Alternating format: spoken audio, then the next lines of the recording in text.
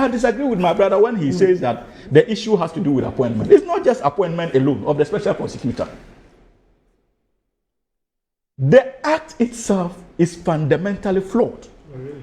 Yes, go and read the act and look at Article 88 of the 1992 Constitution. The Speaker of and the fact that the prosecutorial powers still resides in the office of the Attorney General. Oh, definitely, but a lot of state institutions have prosecutorial powers. Yes, but they differ. So that is why you cannot say that they are truly independent, because they differ to the Attorney General. NIB will defer to the Attorney General on prosecutions. IOCO will do so same. The police will do same. So there's some measure of accountability.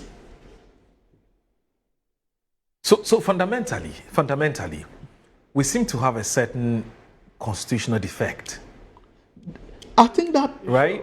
Yeah, it's a constitutional fault line. For me, it is just because corruption is fighting back. Because it's a no, that's not corruption. No. Corruption will always fight back. As Domelevo has said. Yes. There's absolutely no doubt about it. I mean, when you're going out for the bad guys, they will fight back. There will definitely be a pushback.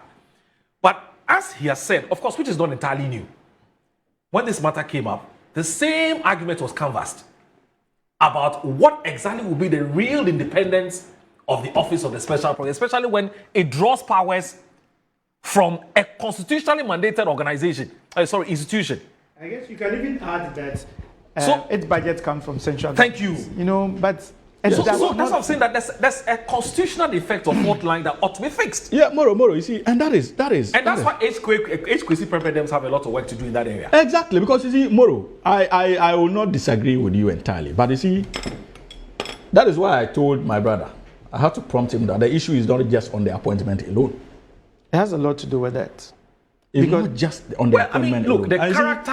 As for appointments... Hamza, I see the character of the person. The two we have had so far. But character of the person, you can remove the person. You can remove the person under Article 146.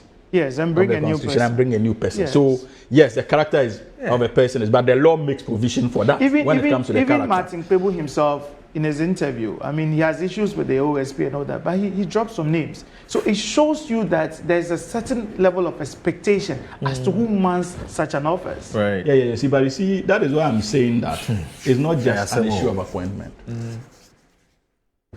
We have had instances. Martin Amidu was appointed by Nanado, but they were at loggerheads. Yeah, but the personalities. You had your own suspicions about that. Oh, of course I do. Of course I do. But it's because it was politically driven. Yeah. Intended, and you see, that was when we started debating even the very fundamental objectives of that office. Right. But Moro, as for those who still argue that it is relevant, well, we watch them. Okay. But I think that the time has come for Parliament to take the lead, because I do not see any political operative leading the charge on this matter.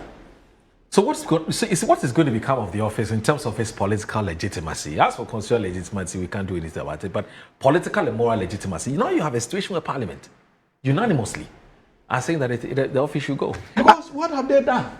No, but since establishment. No, Hamza, if you say that, you're not being fair. What have they done? If you go to their website, they do daily publications of some of the cases they are doing. No, I am a recipient of Samir Akun's daily, Yes, I mean, so you can't sometimes say some of them are just information is putting out there. Sometimes some of them are a response or a reply or a reaction. They have people paying back some monies to the state and all that. You see, we should not, and I would emphasize that, we should not downplay its relevance. Because you see, it's not even just for the optics.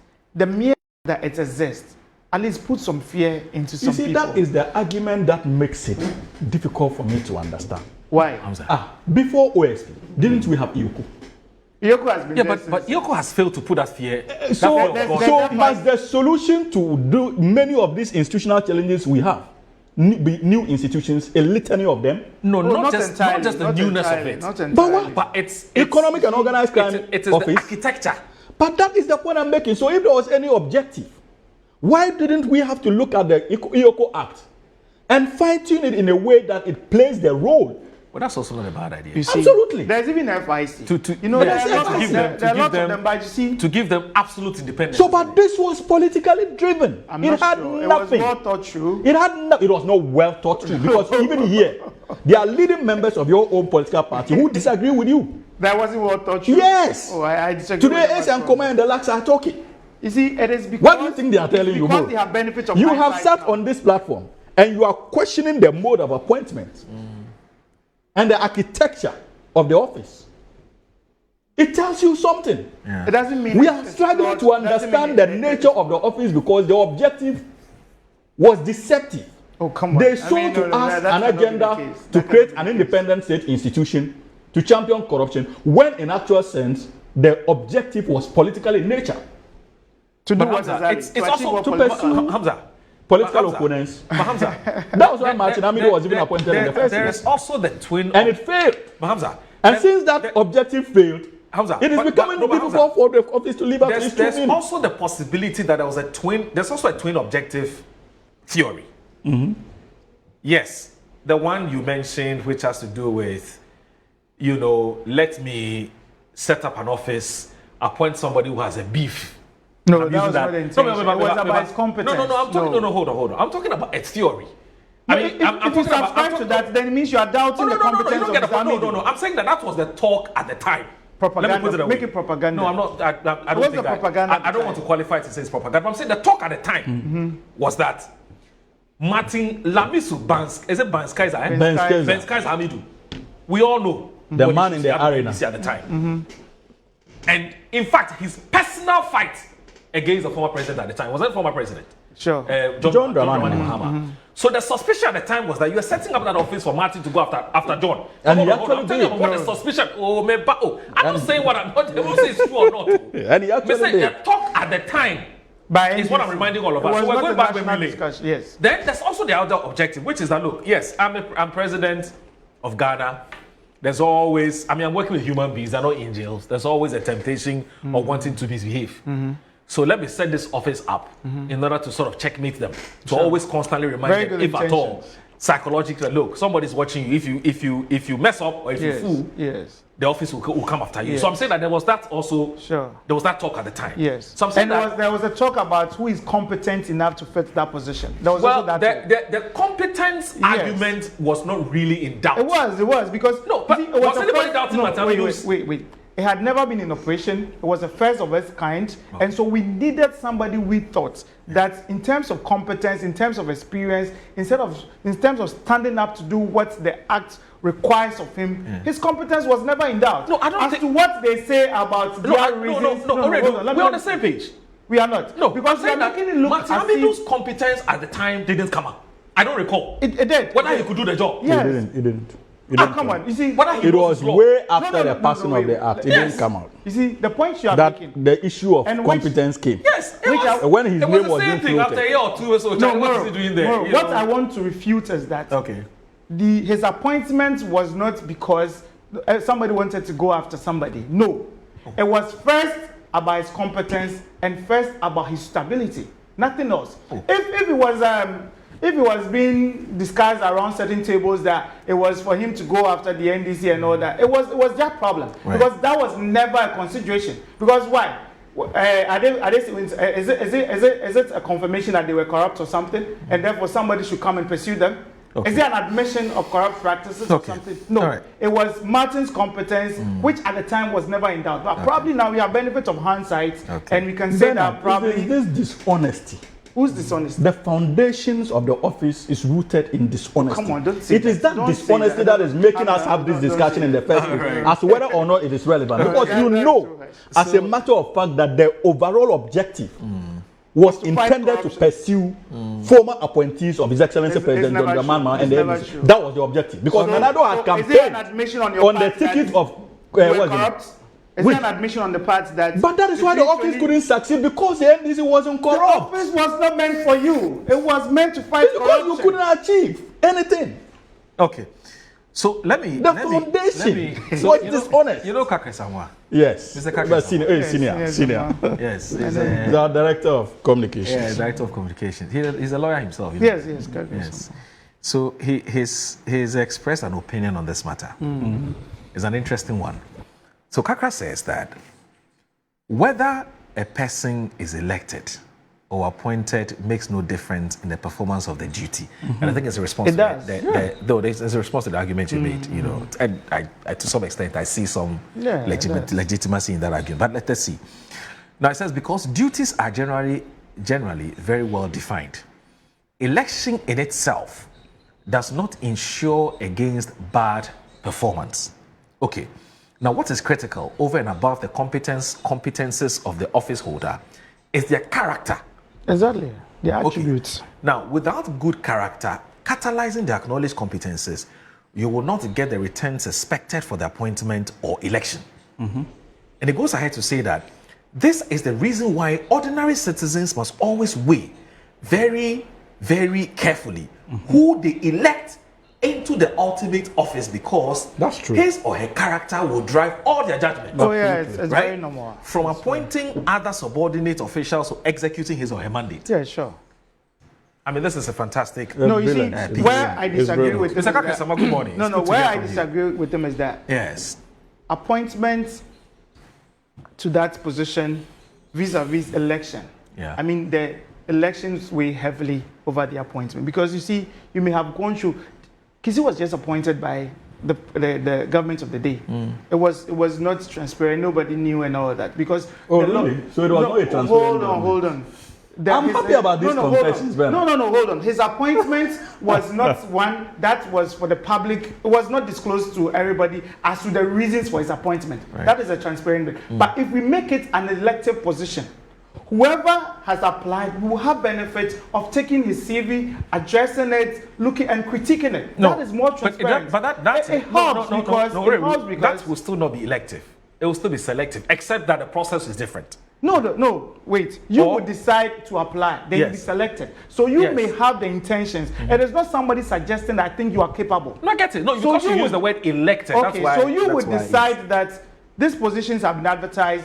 These are the criteria. I am a proper fit for it. Yeah. How are you proper fit? By your CV, by your attributes. Then it is transparent enough for all of us to assess it as, oh, Moro, yes, Suhuyini, yes. But if it happens that a central government just appointed without recourse to the general public, then that is more problematic, because the umbilical cord of the appointee will definitely be tied to the appointor. So this country, it's almost impossible for it's almost impossible for the appointing authority or the appointor to cut the umbilical cord from the appointing authority. It's difficult, especially when you even draw your budgets from. Anyway, so Dr. Kingsley Nyako, MP for Kwadaso. Okay, yeah. Yes, I don't know. Is he reading law too? I don't know. He's an educationist. I don't know about his law side. But anyway, he says that I think we should be fair to ourselves and the country. We must not play to the gallery, but on the side of fairness and what benefits the country. The NDC supported the OSP when he was hounding Cecilia Dapa and Ken Oforiatta. They were cool with that.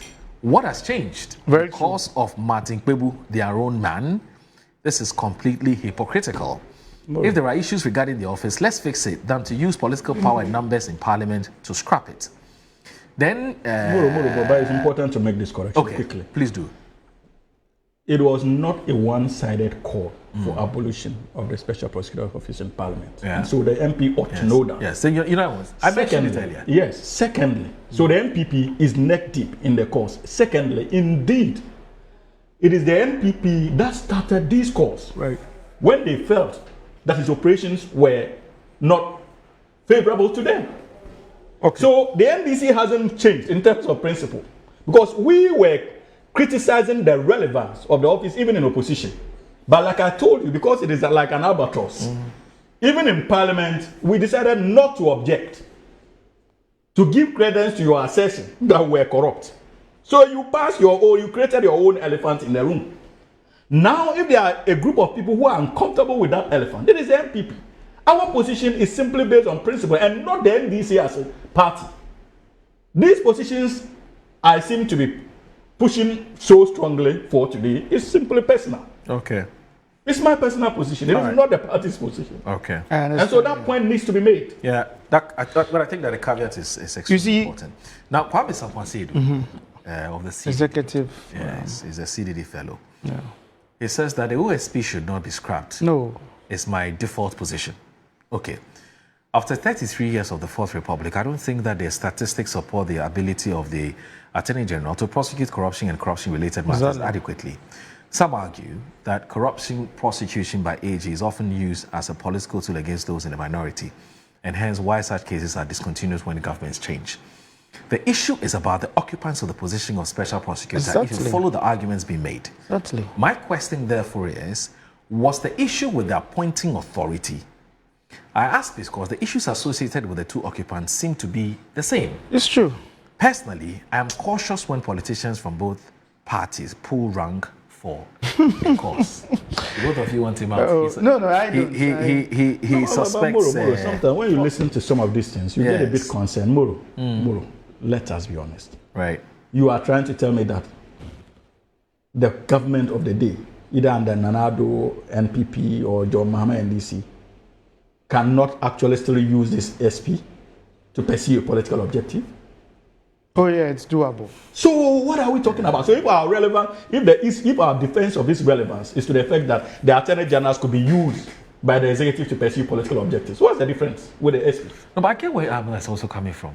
So where is the difference? So Hamza, your point is that until and unless we're able to get a truly independent institution, no matter what, just my point is that our government of the day should also show desire to fight corruption. Absolutely, and I'm telling you that Moro, I am telling you that the Attorney General's department, the Attorney General, Minister of Justice, and Attorney General, there's absolutely nothing wrong with us using it to fight corruption. Look, many of them are professionals. Hamza. It is the appointee. Hamza.